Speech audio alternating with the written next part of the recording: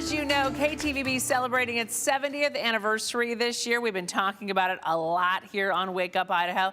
As it turns out, so are a few other businesses, nonprofits, and events in our community. Including some of the most unique locations in Boise, the Lowell and South pools in Boise. They opened to the public in 1953 to help meet a growing population. Here's Joe Paris. Summertime in the city of trees, or more appropriately, the desert. It can get pretty hot. To really start our summer in the city of Boise, it's really opening the municipal pools. Prior to 1953, the city of Boise had just one pool for its approximately 35,000 residents.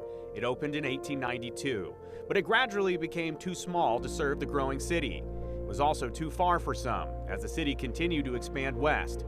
They saw this before it became a problem. For 20 years, citizens and civic organizations campaigned for a city-owned and operated public swimming pool. There was a push by the administration at the time to pass a bond in the city to be able to update the natatorium and then build 2 new pools. In 1952, it was put on the ballot. Should the city of Boise spend $200,000 to modernize the natatorium and build 2 new public swimming pools? The voters said yes. The bond passed. The funding was put in place, and so that's how South and Lowell really became. They're called South Pool and Lowell Pool, but the actual architecture itself really is just to identify this is a municipal pool, which was really a big catchphrase back in the 50s and 60s for public pools. They were always referred to as municipal pools. Their names come from the schools nearby, South Middle School and Lowell Elementary School. Construction began almost immediately. The city of Boise selected a pool engineer by the name of Wesley Bintz. And he had a unique design of an above-ground pool that were fairly popular at the time.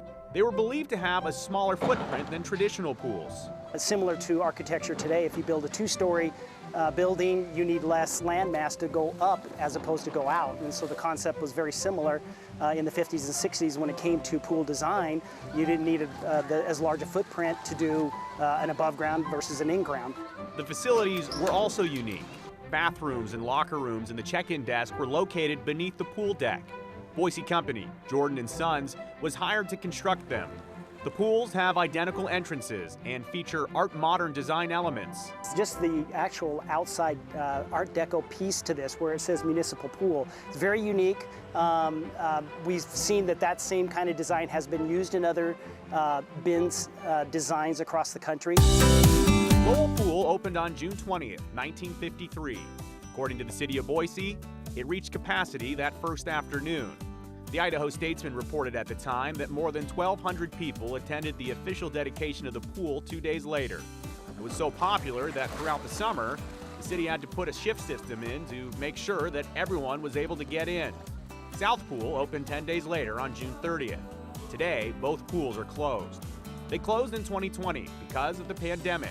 And despite calls from the community to reopen them, the pools have remained closed for a number of reasons, including what the city says are deficiencies and safety issues. There's a number of people that have a real desire to preserve the historic nature of the pools. They grew up swimming here, their children did, their grandchildren did, and so there's really a unique perspective that a number of our users have.